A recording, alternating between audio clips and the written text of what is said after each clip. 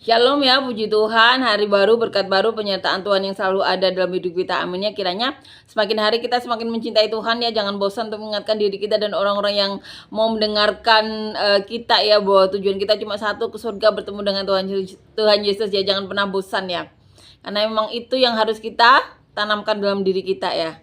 Amin ya. Sehingga apa? Sehingga saat kita mengambil keputusan apapun ya, kita bisa menyesuaikan diri ya dengan apa yang kita yakini itu, bahwa memang tujuan kita itu ke surga bertemu dengan Tuhan Yesus, tidak ada yang lainnya. Tuhan itu begitu nyata. Alkitab ini bukan dongeng tapi kisah nyata ya. Buktinya bahwa di era ini, di abad ini ya, bahwa Tuhan tuh berbicara langsung ya kepada orang-orang yang dicintainya melalui almarhum pendeta Yesaya Pariaji dari gereja Tiberias ya, Pastor Samson Dabas dari Nigeria, Pastor Yusuf dari India, yang beliau Pastor Yesaya Pariaji sudah meninggal ya. Kita tidak bisa bertanya ya. Tapi Pastor Samson Dabas dari Nigeria, Pastor Yosef dari India masih ada. Beliau-beliau ini orang-orang yang disayang Tuhan, orang-orang yang ada urapan. Ketiga beliau ini ya menubuatkan saya ya. Itu hal yang luar biasa. Alkitab ini bukan dongeng, ini kisah nyata ya, yang dimana ini adalah gambar kisah dari perjalanan iman ya, atau peristiwa-peristiwa yang dialami oleh bangsa Israel ya, orang-orang yang dicintai Tuhan, yang dimana Allah sendiri telah berjanji kepada nenek moyang mereka, Abraham, Ishak dan Yakub ya, dan itu tetap dipegang sampai sekarang, puji Tuhan. Amin ya. Jadi sekali lagi, kita lakukan apa yang menjadi kehendak Tuhan saja. Jangan belok kiri, jangan belok kanan, tapi lakukan apa yang menjadi kehendak Tuhan saja. Amin ya. Biarkan nama Tuhan saja dipermuliakan dalam hidup kita ya. Amin ya. Maka berfirmanlah, bersaksilah, agar apa? Agar dunia tahu bahwa juru selamat itu ada, telah datang 2000 tahun yang lalu ya. Dan saat ini duduk di sebelah kanan Allah Bapa yang Maha Kuasa ya.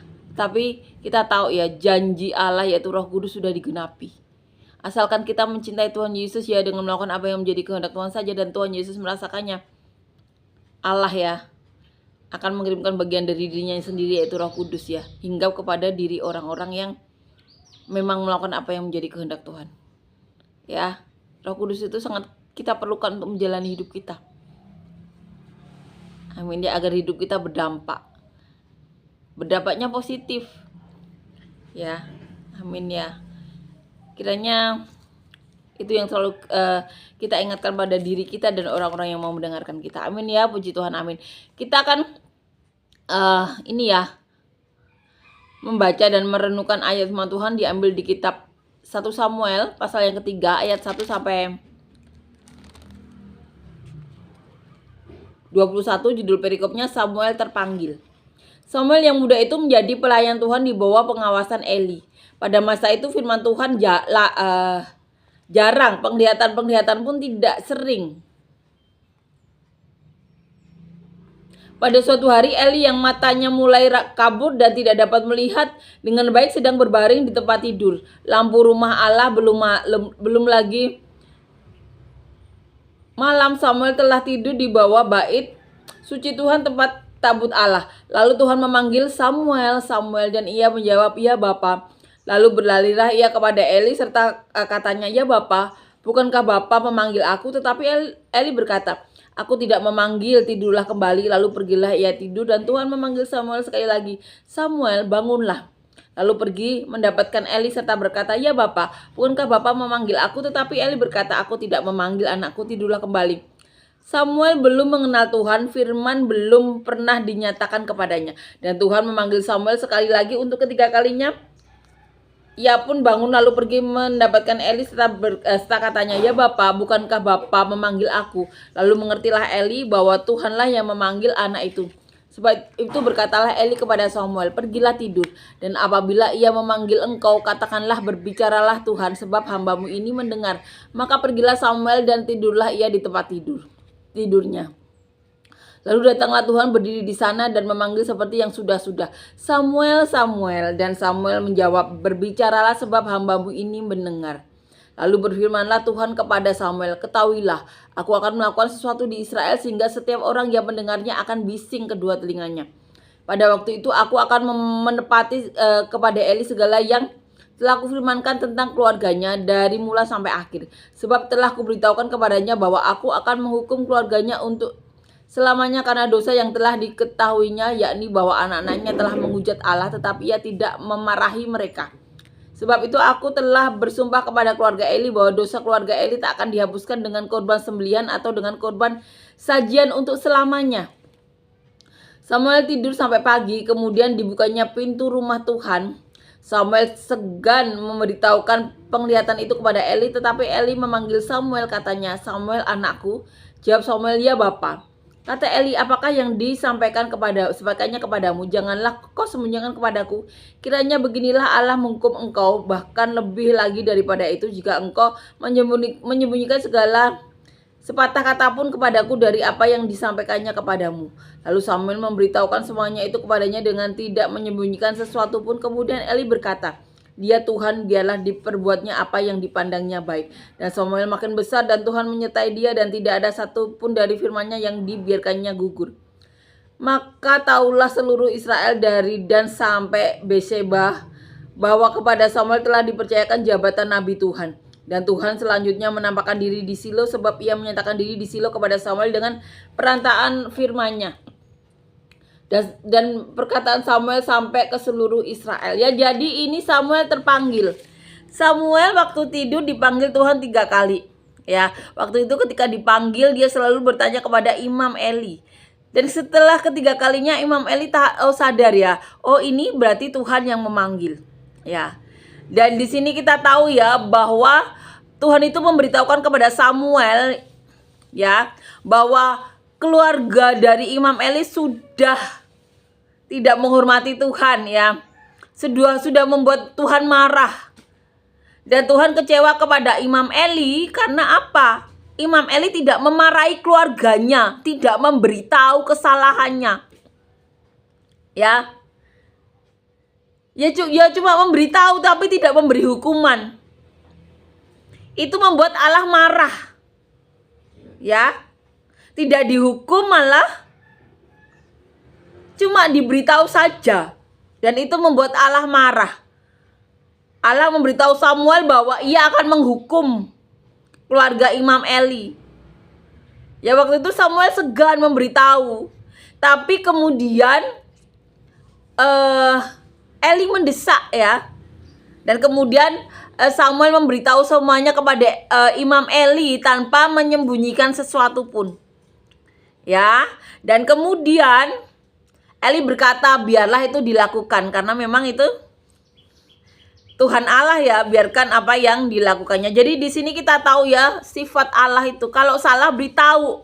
Jangan cuma beritahu, marahi, beri hukuman. Itu yang dimaui Allah saat keluarga kita atau orang-orang yang sekitar kita melakukan kesalahan itu diberitahu. Ya, jangan dibiarkan. Ya. Amin ya. Itu yang dimaui Tuhan Allah. Karena memang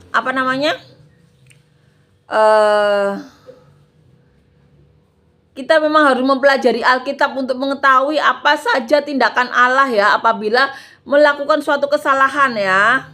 Kesalahan pasti berbeda-beda. Hukumannya juga berbeda-beda. Tetapi kita di sini sebagai manusia bisa mempunyai gambaran ya apabila melakukan kesalahan itu apa yang akan dilakukan Allah ya. Jadi di sini kita diberitahukan untuk tidak mencobai Allah ya dengan melakukan apa yang tidak sesuai dengan apa yang menjadi kehendaknya ya. Tapi sekali lagi ya di sini kita tuh saling support, saling bantu ya.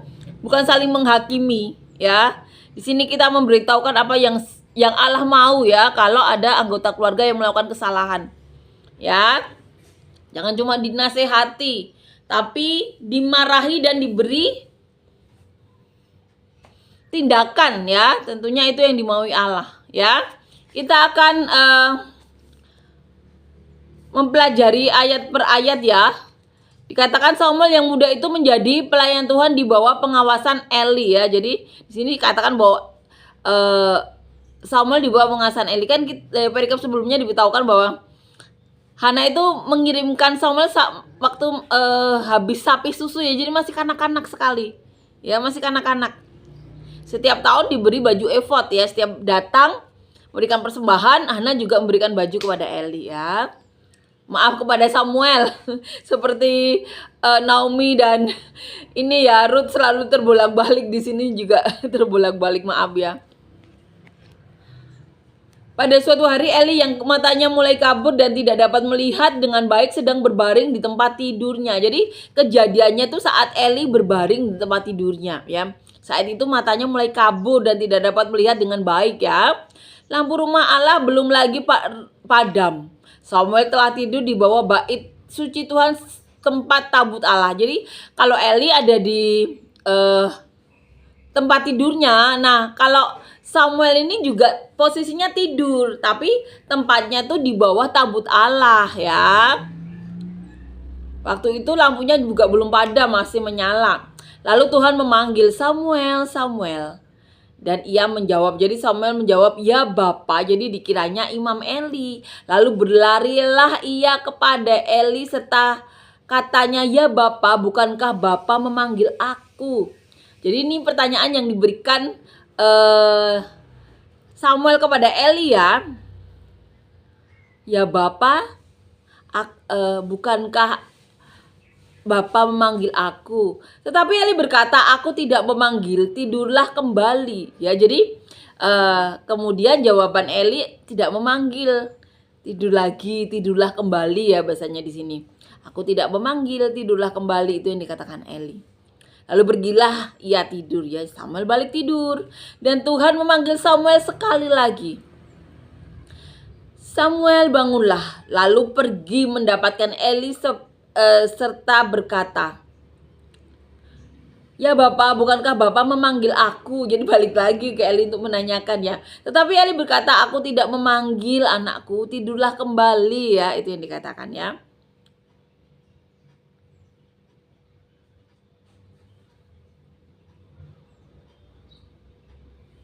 Samuel belum mengenal Tuhan, firman Tuhan belum pernah dinyatakan kepadanya, dan Tuhan memanggil Samuel sekali lagi untuk ketiga kalinya. Ia pun bangunlah lalu pergi mendapatkan Eli serta katanya, ya Bapa, bukankah Bapa memanggil aku? Ya, itu ditanyakan lagi ketiga kalinya. Lalu mengertilah Eli bahwa Tuhanlah yang memanggil anak itu. Sebab itu berkatalah Eli kepada Samuel, pergilah tidur, dan apabila ia memanggil engkau, katakanlah, berbicaralah Tuhan, sebab hambamu ini mendengar. Jadi setelah 3 kali Samuel menghampiri Eli ya, saat tidur itu di tempat tidurnya, kemudian Eli menyadari bahwa itu memang Tuhan ya.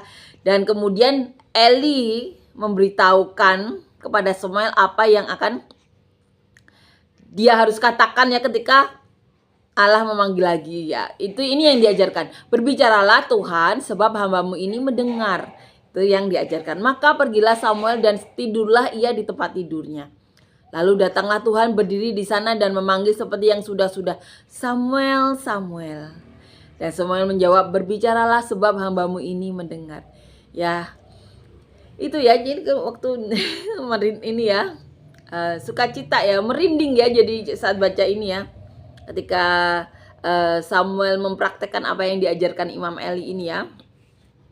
Lalu berfirmanlah Tuhan kepada Samuel, ketahuilah aku akan melakukan sesuatu di Israel. Jadi Tuhan ini memberitahukan bahwa ia akan melakukan sesuatu di Israel, sehingga setiap orang yang mendengarnya akan bising kedua telinganya ya. Jadi Tuhan memberikan gambaran ya, setiap orang yang mendengarnya akan bising ya telinganya. Pada waktu itu aku akan menempati kepada Eli segala yang telah kufirmankan tentang keluarganya dari mula sampai akhir. Ya, jadi kan sebelumnya di perikop sebelumnya tuh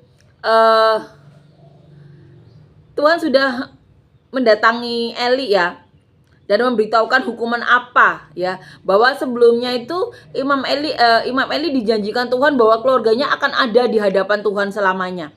Tetapi ketika Hofni dan Finehas melakukan hal yang tidak baik, tidak menghormati Tuhan, kemudian Tuhan itu mencabut apa yang dikatakan. Tuhan tidak mau melihat lagi Ya, bahkan mengatakan bahwa keturunan mereka tuh tidak akan ada yang jadi kakek, jadi mati muda. Ya. Jadi hal-hal yang Tuhan mau lakukan tuh dikatakan kepada Eli, makanya perikop sebelumnya dikatakan nubuat tentang Eli dan kaum dan keluarganya. Jadi setelah ada Tuhan berfirman atau berkata kepada Imam Eli itu di ayat ini dikatakan ya, di ayat pertama, pada masa itu firman Tuhan jarang, penglihatan pun tidak sering ya. Jadi waktu zamannya Eli, setelah Tuhan berbicara itu jarang ada penglihatan ya, jarang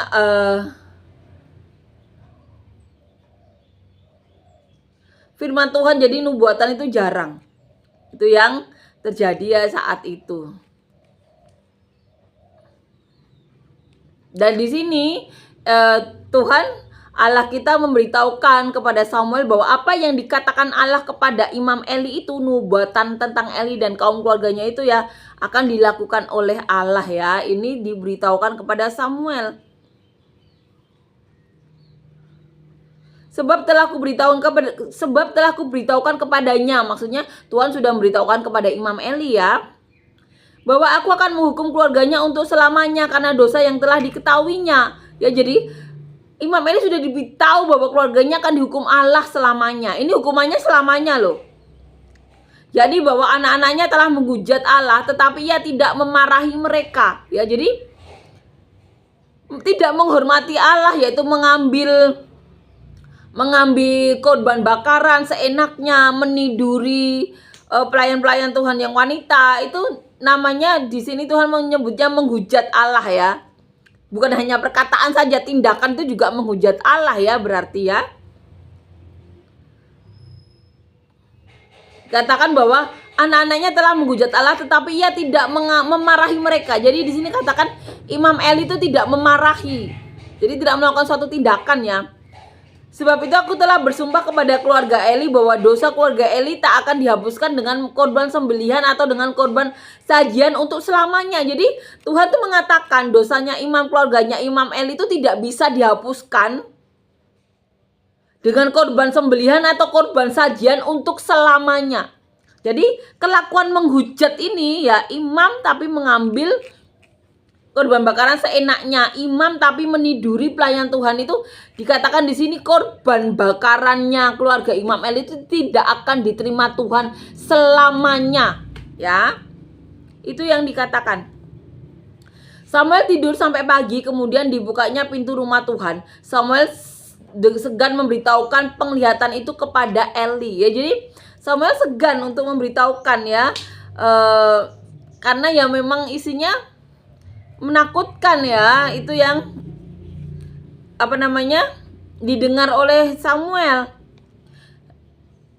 Tetapi Eli memanggil Samuel, katanya, "Samuel, anakku." Jawab Samuel, "Iya, Bapa." Kata Eli, "Apakah yang disampaikannya kepadamu? Janganlah kau sembunyikan kepadaku. Kiranya beginilah Allah menghukum engkau bahwa lebih lagi daripada itu jika engkau menyembunyikan sepatah kata pun kepadaku dari apa yang disampaikannya kepadamu." Ya, jadi Imam Eli saya mengatakan bahwa Allah akan menghukum ya kalau kau tidak memberitahukannya, kayak gitu. Itu yang dikatakan Imam Eli. Lalu Samuel memberitahukan semuanya itu kepadanya dengan tidak menyembunyikan sesuatu pun ya. Jadi setelah didesak ya, bahkan dengan diancam akan mendapatkan ini ya, hukuman dari Allah kalau tidak memberitahukan kepada Imam Eli, akhirnya Samuel memberitahukan semuanya dengan tidak menutupi apapun ya. Kemudian Eli berkata, "Dia Tuhan, biarlah diperbuatnya apa yang dipandangnya baik." Ya, jadi setelah mendengar apa yang dinubuatkan atau dikatakan atau difirmankan Tuhan kepada Samuel, akhirnya Imam Eli mengatakan, "Dia Tuhan, biarlah diperbuatnya apa yang dipandangnya baik." Ya, jadi itu dilakukan. Dan Samuel makin besar dan Tuhan menyertai dia, dan tidak ada satupun dari firman-Nya itu yang dibiarkannya gugur. Maka taulah seluruh Israel dari Dan sampai Beersheba bahwa kepada Samuel telah dipercayakan jabatan Nabi Tuhan. Ya, jadi setelah semakin besar ya, dan Tuhan menyertai dia dan tidak ada satupun dari firman yang dibiarkannya gugur ya, maka taulah seluruh Israel dan dari Dan sampai Beersheba bahwa kepada Samuel telah dipercayakan jabatan Nabi Tuhan ya. Dan Tuhan selanjutnya menampakkan diri di Silo sebab ia menyatakan diri di Silo kepada Samuel dengan perantaraan firman-Nya ya. Jadi di sini dikatakan bahwa Tuhan itu menampakkan diri di Silo sebab ia menyatakan diri di Silo kepada Samuel dengan pernyataan firman-Nya ya. Dan perkataan Samuel sampai ke seluruh Israel ya. Ini yang terjadi pada zaman Samuel ketika Samuel masih masih di bawah bimbingan Imam Eli dan belum pernah mendengar apa yang dinubuatkan Tuhan atau Tuhan berfirman saat itu belum pernah, itu baru pertama kali dan itu yang terjadi. Amin ya, kiranya nama Tuhan saja dipermuliakan dalam hidup kita hari ini sampai selamanya. Amin ya, puji Tuhan. Amin. Terima kasih Yesus. Terima kasih Tuhan untuk kebaikan-Mu, kasih karunia-Mu, penyertaan-Mu, damai sejahtera-Mu. Kami berdoa untuk siapapun dari kami yang saat ini sedang sakit, berikan kesembuhan kami yang daripadamu. Apapun itu kami yang bukan daripadamu, kiranya Kau cabut. Dan kami juga berdoa untuk siapapun dari kami yang saat ini sedang membutuhkan pekerjaan dan usaha yang daripadamu, beri kami semuanya pekerjaan dan usaha yang daripadamu, yang mendatangkan hadirat-Mu, yang berkati kami, keluarga kami, orang-orang sekitar kami, bahkan sampai ke penjuru bumi seperti yang Kau mau. Berikan kami semuanya pasangan hidup yang daripadamu, yang takut Kau, yang cinta Engkau, yang mau melakukan kehendak-Mu saja, di mana sebagai pasangan suami istri kami bisa melakukan apa yang baik di mata-Mu Tuhan. Kami bisa saling mencintai, saling dukung, saling support, saling bantu Tuhan untuk melakukan apa yang menjadi kehendak-Mu saja Tuhan. Biarlah Kau berikan kami pasangan hidup yang takut Kau, yang cinta Engkau, yang mau melakukan kehendak-Mu saja, mencintai kami, keluarga kami, orang sekitar kami seperti Dia mencintai Kau. Dan biarlah perkataan-Mu dan nubuatan-Mu tinggal tetap dalam kehidupan kami sebagai pasangan suami istri, tinggal tetap dalam kehidupan anak cucu kami, bahkan sampai generasi mana Kau datang yang kedua kali. Dan sebagai pasangan suami istri bersama keluarga dan orang-orang sekitar kami, bila kami bisa mempermuliakan-Mu, menyenangkan-Mu, mengembalakan siapapun yang ketipkan dalam keluarga kami menjadi saluran berkat-Mu sampai kesudahannya, sampai ke pengunjung bumi seperti yang Kau mau. Berikan kami Tuhan semuanya anak cucu daripada-Mu. Dan apabila di antara kami ada yang sedang mengalami masalah, beban hidup, pergumulan hidup, tantangan hidup, berikan penyelesaian masalah daripada-Mu, jawaban-jawaban doa daripada-Mu, terobosan-terobosan masalah daripada-Mu, solusi-solusi masalah daripada-Mu, dan biarlah nama-Mu saja dipermuliakan dalam hidup kami semuanya. Kiranya kasih karunia-Mu, penyertaan-Mu, damai sejahtera-Mu, kebaikan-Mu melingkupi kami hari ini sampai selamanya dalam nama Tuhan Yesus. Amin.